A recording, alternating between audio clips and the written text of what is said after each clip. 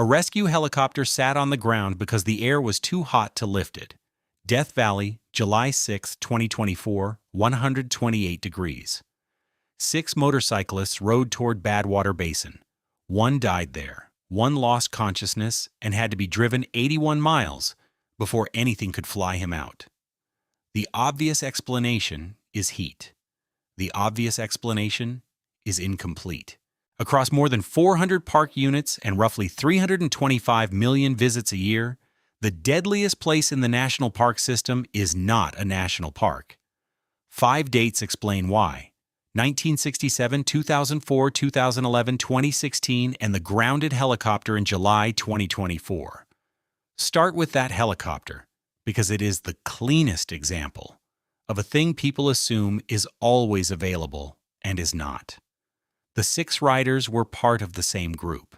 They were on paved road, in a national park with a visitor center and a gas station and a hotel, in a country with one of the most developed emergency medical systems on Earth.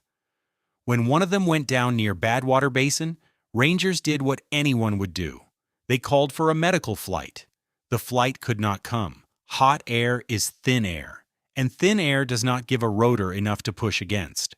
The park's own news release explains it in a single sentence, and then contradicts itself on the number, saying in one place that helicopters cannot generally fly safely above 120 degrees, and in another place, 115. Either figure was below what the valley was doing that afternoon. So the second man was moved by road, 19 miles to Furnace Creek, where rangers and park medics could work on him in the shade. Then 62 more miles by ambulance to a hospital in Pahrump, Nevada, and only from there, in cooler air at a lower temperature, was he put on a helicopter and flown to Las Vegas. 2 more of the riders were treated for heat exhaustion at Furnace Creek and released. 2 declined help entirely. 1 man was already dead, and the recorded high that day was 128 degrees, which beat the official daily record for that date set in 2007. The superintendent's public comment afterward was almost gentle. "High heat like this can pose real threats to your health," the park's superintendent said, and while it is exciting to experience potentially record-setting temperatures, visitors should choose their activities carefully and avoid long stretches outside an air-conditioned vehicle or building. Read that again with the facts underneath it. People were coming to Death Valley in July specifically because it might set a world record. The heat was the attraction. The attraction was the mechanism. That is where most versions of this story stop. And that is the mistake. Because if you actually open the National Park Service's own mortality data, the first thing it tells you is that you are safer inside a national park than you are living your ordinary life outside one. The numbers are not close. In 2019, the Park Service recorded a mortality rate of 0.11 deaths per 100,000 recreational visits. The death rate for the United States population as a whole, from all causes, ran around 715 per 100,000. Across the 6 years from 2014 through 2019, an average of 358 people died per year across the entire system, which sounds enormous until you set it against 327.5 million recreation visits in a single year.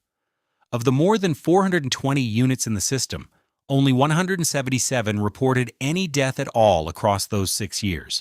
And when the Park Service breaks down the causes, the top 3 unintentional killers are not bears, not cliffs, not rattlesnakes. They are motor vehicle crashes, drownings, and falls, in that order. 79% of the dead were men. More than half were 45 or older. The honest headline, then, is that a national park is one of the statistically safest places an American can spend a day. The most dangerous thing most visitors do is drive there, which raises a harder question. If the system is that safe on average, why does the same short list of places keep producing bodies? Rank the units by raw death count, and the answer looks obvious for about 10 seconds. Lake Mead National Recreation Area sits at the top of the list, with 145 deaths across the 6 years the Park Service published, and drowning as the single most common cause. It also recorded more drownings than any other unit in the system, 108 of them. Stretch the window out to 2007 through early 2024 and the gap gets wider rather than narrower. 317 deaths at Lake Mead against 198 at Grand Canyon and 179 at Yosemite. Lake Mead is not a national park. It is a reservoir behind Hoover Dam on the Arizona-Nevada line, with hundreds of miles of shoreline, a powerboat culture, warm water that invites swimming, alcohol, and almost no lifeguards. It is also enormously popular, and that is the whole trick of a raw ranking. It measures how many people showed up, not how likely any one of them was to die. Sort by total deaths, and you have not ranked danger. You have ranked visitation. So do the obvious correction. Divide by visits. The list detonates.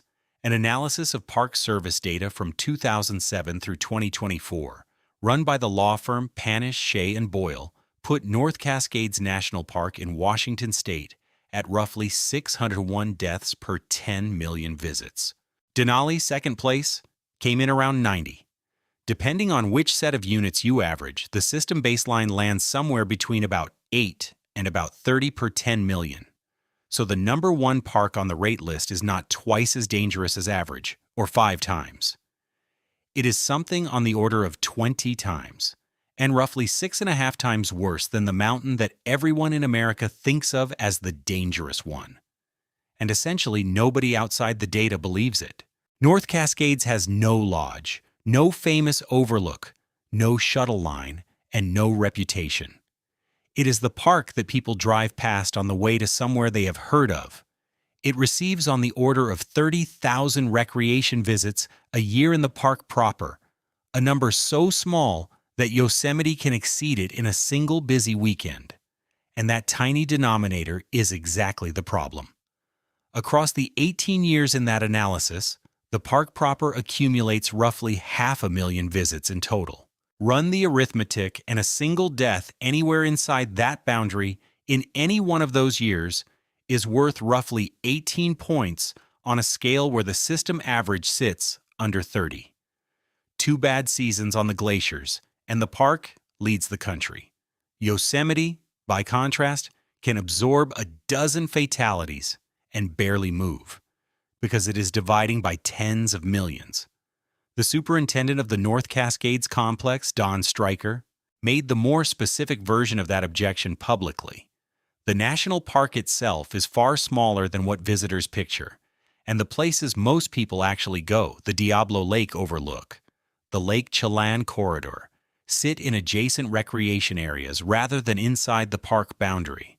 The terrain inside the boundary, the part actually being measured, is glaciated, steep, and used almost exclusively by climbers and serious mountaineers.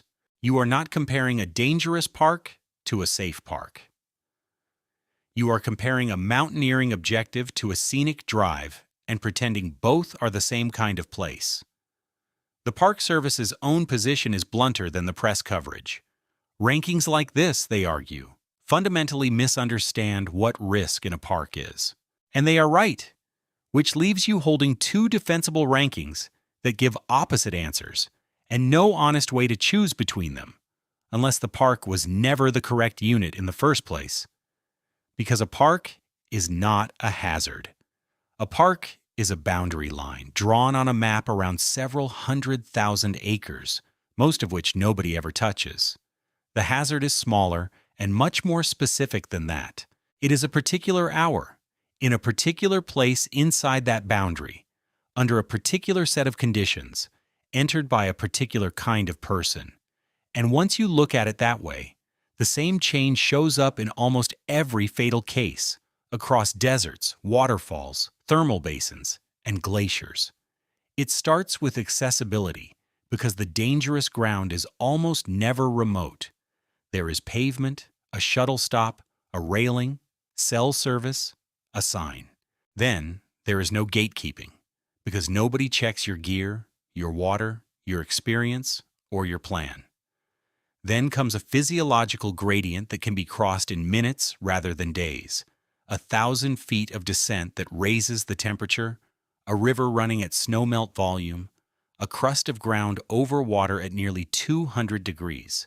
Then judgment fails before the body does, which is the part people refuse to believe about themselves. Then an option closes. The energy required to climb back out. The daylight, the footing, the helicopter ceiling. And then rescue, which is not a moment but a process, measured in hours, and sometimes in days. Grand Canyon is where that chain is easiest to see because the geography does something almost nowhere else does. It runs downhill first.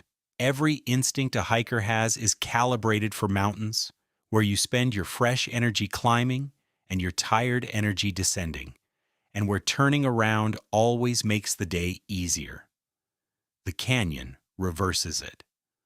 From the south rim, at about 7,000 feet, the Colorado River sits roughly a vertical mile below you. The walk down is easy and fast and feels wonderful. The walk out is the hardest thing most visitors will ever do, and it is scheduled for the moment they have the least left. On top of that, the canyon runs its own weather. Air heats as it sinks and compresses. The inner gorge is bare rock that stores and re-radiates heat all day, and there is essentially no shade at the bottom of a drainage at midday. A pleasant 85 degrees on the rim can be well over 105 at the river, and hotter still in a side canyon with no moving air. None of that is hidden. It is printed on signs, stamped on trailhead boards, said out loud by rangers. And it is competing against a paved parking lot, a shuttle bus that runs every 15 minutes, and a view that makes the whole thing look like a walk. The people who lived here longest solved it by refusing the schedule entirely. The Havasupai organized their year around water rather than around a calendar, farming in the canyon where springs ran permanently and moving up onto the plateau in the cold months.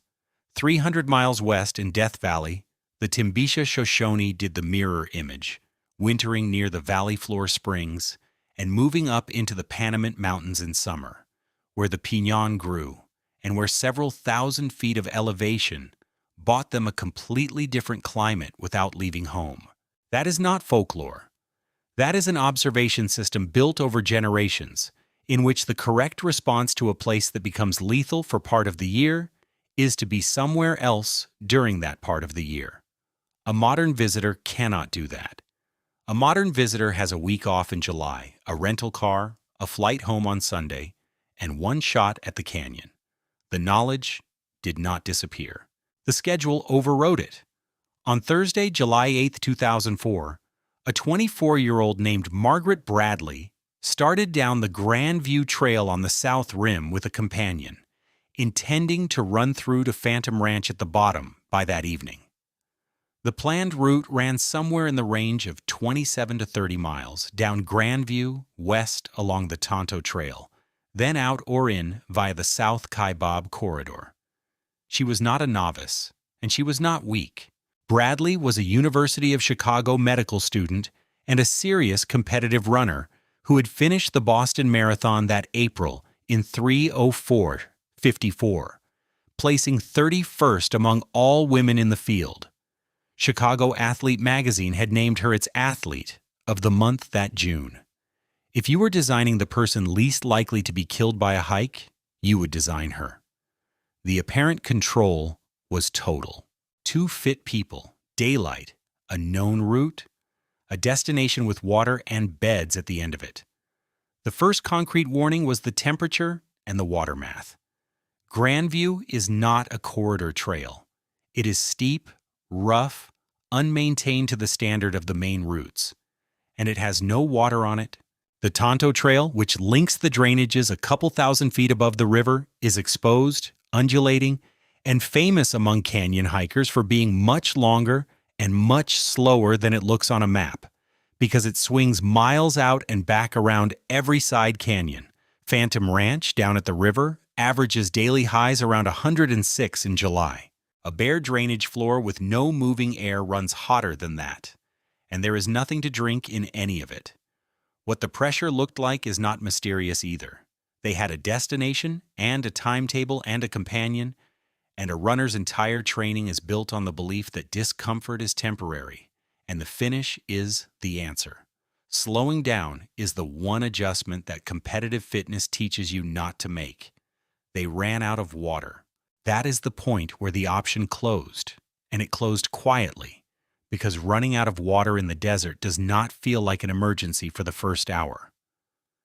Then they separated. Bradley went looking for a route down to the Colorado, off-trail, to reach the only reliable water in the canyon. Her companion made a decision that has to be understood on its own terms rather than judged from a chair. He climbed back out to the rim and, believing she had gone on ahead as planned, left word for her at Phantom Ranch and drove to Flagstaff. That is not indifference. That is a person acting on the last shared plan. In a place with no cell coverage on the trail, where two competent adults splitting up temporarily is not automatically a crisis. The consequence of it, though, is that nobody with authority knew anyone was missing. The second complication is what makes this case so hard. Search and rescue does not start when someone is in trouble. It starts when someone reports it. The clock that mattered was not the clock on her water. It was the clock on the notification, and that clock did not start for a very long time. When it finally did, the Park Service put an aircraft up, and rangers found her body at about 2 o'clock on the afternoon of Saturday, July 10th, in a drainage called Cremation, below the Tonto Trail. 2 days had passed since she started. She had gone toward water and died short of it, of dehydration, in terrain where being an elite endurance athlete had done exactly one thing for her. It let her cover far more ground, far faster, and get much deeper into the canyon than an average hiker could have before the water ran out. That is the reversal that the Grand Canyon has been trying to teach people ever since. And it is genuinely counterintuitive. Fitness does not protect you here. Fitness is the accelerant. It extends your range past the point where your supplies, your judgment, and any plausible rescue can follow. The park's response to that was one of the more interesting institutional decisions in the modern Park Service, because instead of building more rescue capacity, they moved the whole effort upstream. Preventive search and rescue puts uniformed rangers and trained volunteers on the corridor trails and at the trailheads, not to haul people out, but to stop them from starting. They stand at the top of the Bright Angel and the South Kaibab in the morning and talk to people going down. How much water are you carrying? What is your turnaround time? Do you know that the sign at the rim showing the fit young man being helicoptered out is not a joke? They carry electrolytes and hand them out. They walk down and back all day looking for the person who is already in trouble and has not admitted it yet.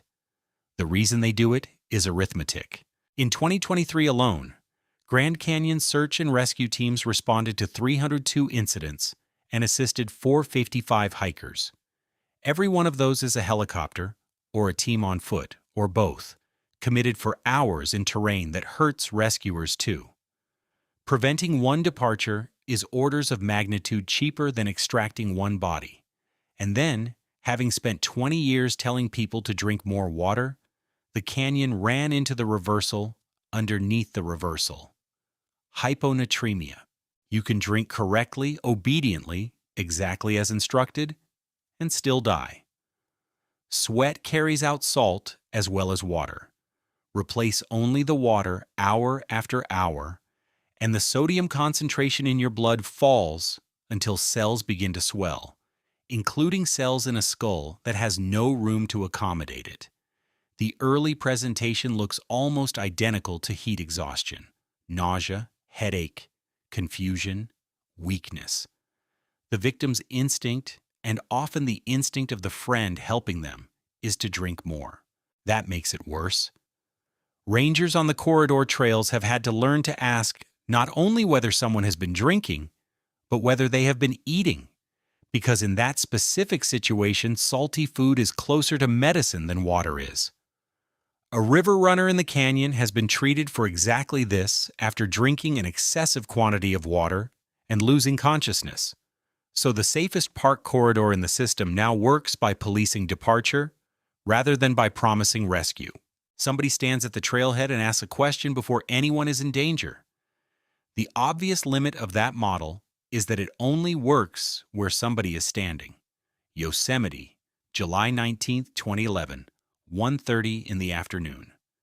That spring, the Sierra Nevada had come out of a snowpack more than 3 times the late season average, and a cold, wet spring meant that melt arrived late and stayed high. By the middle of July, when the Merced River is normally settling into something you could wade, it was still running at spring volume. Yosemite Falls, Bridal Veil, Nevada, and Vernal were all pushing water more typical of early June. It made for the most spectacular waterfall season in decades, and the park was full of people who had come specifically to see it. The Mist Trail to the top of Vernal Fall is one of the most heavily used trails in the entire national park system. On a summer day, upwards of 1,500 people climb it. It is a staircase cut into rock alongside a 317-foot waterfall, wet with spray. And at the top there is a broad granite apron where the river slides toward the lip, and a metal guardrail and signs. The guardrail is the entire safety system. There is no ranger stationed there. There is no permit, no check, no gate.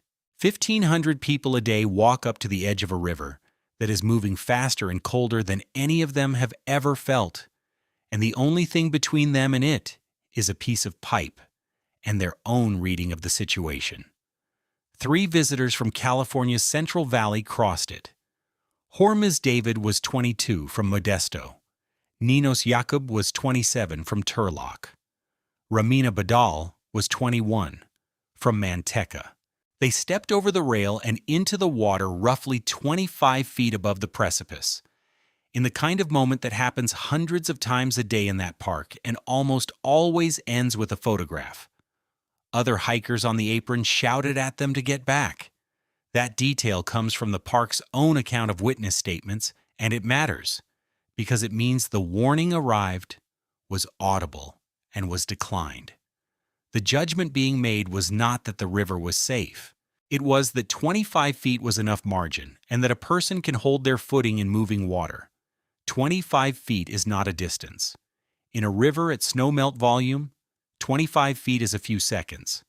And granite polished by a century of water carries almost no friction when it is wet. By witness accounts, one of them lost footing, and the others went in trying to hold on. 2 of them were seen still gripping each other as they went over the lip. Now look at what rescue could have been. There is no rescue. There is no window, no call, no dispatch, no asset. The fall is 317 feet onto rock, into a plunge pool churning with a river at flood season discharge. What plunge toward wakat season cheat in a slot that a swift water team cannot safely enter while the water is that high. The people watching from 20 feet away, some of them strong swimmers, could do nothing at all. The rescue in this case was not delayed. It never existed. And it never existed because of the specific number on the river gauge that week.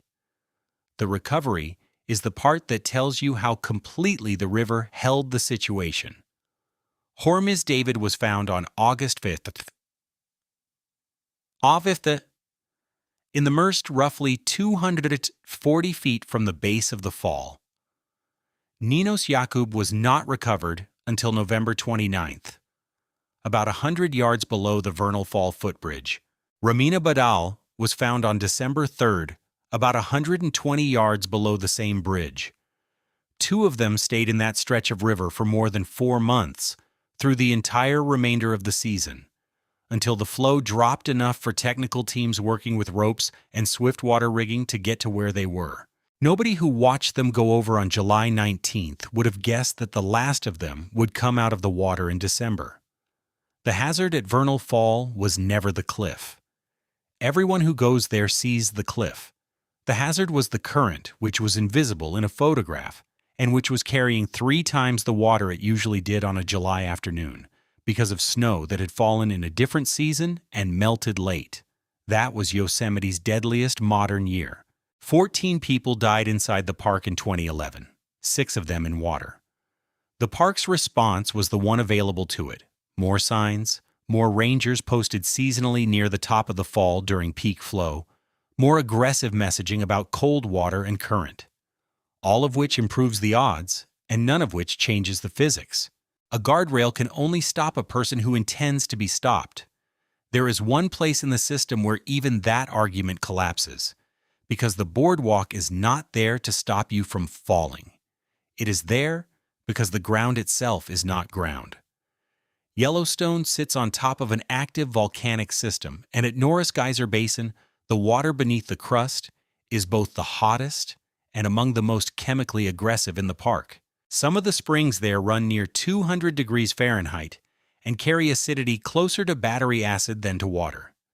The surface is a thin, brittle lid of sinter over that. It looks like packed pale earth. It will hold a bird. On June 7, 2016, Colin Nathaniel Scott, 23 years old and from Portland, Oregon, left the boardwalk with his sister Sable and walked several hundred yards uphill into the closed thermal ground. According to what park officials described afterward from the investigation, they were looking for a spring warm enough to soak in, an illegal but persistent practice known as hot potting. Scott bent down to test the temperature of a pool with his hand. He slipped and went in. Consider what the park had to work with. His sister was right there. The basin is minutes from a road. Rangers responded quickly. And none of it made any difference because the failure mode here is not distance and not time. Deputy Chief Ranger Laurent Verres described the water as extraordinarily hot and acidic. A recovery effort was organized and then suspended when a lightning storm moved over the basin, which is its own quiet detail about working in that landscape. By the following day, park officials said there was effectively nothing left to recover. That is the version of this system that people find hardest to accept, because every other case in this story has a theoretical rescue somewhere in it. A faster notification, a lower river, a cooler afternoon. Here the medium consumes the person and then consumes the evidence. And the only functioning safety device in the entire basin is a raised wooden walkway and a visitor's willingness to stay on it. It has been that way for a long time.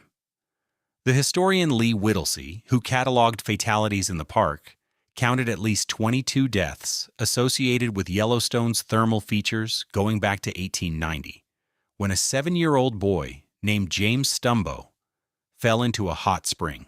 Set that against the rest of the park's record, and the ranking inverts again. Grizzly bears have killed 9 people in Yellowstone, lightning at least 6, and drowning more than 100. The animal everyone is afraid of is not close to the front of that list. Water, in one form or another, is. Distance had not really been tested in any of this. Every one of those places is within a short drive of a road. So take the same chain and stretch the last link until rescue stops being a service and becomes a project. In the summer of 1967, Joe Wilcox, then 24 and a graduate student at Brigham Young University, had assembled a team to climb Denali by the Muldrow Glacier route on the north side. It is the historic line, the route of the first ascent, long and glaciated and committing, and in 1967 it meant weeks on the mountain rather than the days that the modern West Buttress flight-in allows. The Park Service at that time required a minimum party size of 4. Separately, a small Colorado team of 4, including Howard Snyder, Paul Schlichter, and Jerry Lewis, lost a member to injury before the climb, which put them under the minimum and made them ineligible to go on their own. The administrative solution was to merge them into Wilcox's group. That is how 12 men, from 2 teams who had never climbed together, who had different equipment standards and different assumptions about leadership, ended up on the same rope system on the same mountain. A rule written to prevent parties from being too small to self-rescue produced a party too large and too unfamiliar to move as one unit. That is worth sitting with because it is the same shape as everything else in this story, a safety measure that solved the problem it was aimed at and created a different one beside it. The climb went well at first. On July 15th, 4 of them, Wilcox, Snyder, Schlichter, and Lewis, reached the summit in near-perfect weather around 6:30 in the evening. That is the moment of apparent control, and it is also the moment the expedition's internal clock split, because now half the team had their objective, and half did not. On July 17th, the remaining 7 left the high camp at around 18,000 feet for their own summit attempt, and they left late at about 2 in the afternoon. On a mountain at that latitude in July, there is enough light to justify it. There is not enough margin. The storm that came in behind them has few rivals in the recorded history of North American mountaineering. Contemporary estimates put sustained winds in the range of 100 to 150 miles an hour, with temperatures somewhere between 20 and 35 below zero, and later modeling by the National Weather Service suggested the true speeds near the summit may have been considerably higher. Those higher figures circulate widely and should be treated as reconstruction rather than measurement, because nobody was standing at 20,000 feet with an anemometer. What is not in dispute is the conclusion the meteorological review reached. The conditions on that ridge were not survivable by a person, regardless of skill or equipment. Now run the rescue sequence. Recognition: the party is out of contact, but a mountaineering expedition being out of contact for a day or two in 1967 is normal, not alarming. Authorization and preparation: any response has to be organized from Talkeetna or beyond. Travel: fixed-wing aircraft cannot fly into that. Approach: ground rescuers would have to climb the same route into the same storm, which turns a rescue attempt into a second expedition needing its own rescue. Nothing about the technology of the era, and very little about the technology of this era, changes those constraints when a storm sits on a summit ridge for a week. 5 men came down alive: Wilcox, Snyder, Schlichter, Lewis, and Anshel Schiff. 7 did not, and they died at and above that high camp: Jerry Clark, 31, Walt Taylor, 24, Steve Taylor, 22, Dennis Luchterhand, 24, Mark McLaughlin, 23, Hank Janes, 25, John Russell, 23. It remains the deadliest accident in Denali's history. Only 3 bodies were ever located, and the record of how they were found is the most affecting evidence in the entire case: 1 clutching a tent pole, 2 sitting upright and braced against the wind, in positions that describe people who were still actively fighting the storm when it finished. None of the 3 could be conclusively identified. 4 were never found at all. The part that took decades to correct was not the mountaineering. It was the blame. In the immediate aftermath, and for years afterward, the survivors, and Wilcox in particular, absorbed public and published criticism for leadership failures, for the merger, for the late start, for the split summit attempts. The exact internal sequence of decisions in the upper camps remains uncertain and probably always will, because the people who could describe it did not come down. What changed the story was not new testimony. It was atmospheric reconstruction decades later, showing that the weather that arrived was outside the range that any decision on that ridge could have accounted for. The survivors carried it anyway, which is its own kind of consequence, and one that no rescue asset could have prevented. By this point, the pattern looks fixed. Parks are dangerous inward along a gradient to the people who cross into them. In November 2016, that assumption failed in the most visited park in the country, Great Smoky Mountains. National Park takes in around 13 million recreation visits a year, close to 3 times Grand Canyon. Its terrain is gentle by park standards, its elevations modest, its most common fatality a car crash on a mountain road, which is entirely consistent with the system-wide data. It is the park people bring their parents to. That autumn, the Southern Appalachians were in exceptional drought. On November 23rd, a fire ignited on the chimney tops, a steep, rocky trail inside the park, and for the first several days it was managed conservatively, burning in difficult terrain where direct suppression is dangerous, and where fire in the fall is not unusual. On November 28th, a wind event arrived that the forecasts had flagged. Gusts were reported as high as 87 miles an hour along the ridges, which is enough to ground every aircraft in the suppression fleet at exactly the moment the fire needed hitting from the air. Wind that strong stops being weather and becomes a delivery system. It picked up burning material, some of it described afterward as the size of a softball, and threw it half a mile and a mile downwind, then over entire ridges, so that the fire stopped advancing as a line and started appearing in places nobody was watching. Spot fires reached the Twin Creeks facilities inside the park. Crews were no longer fighting one fire with a front they could map.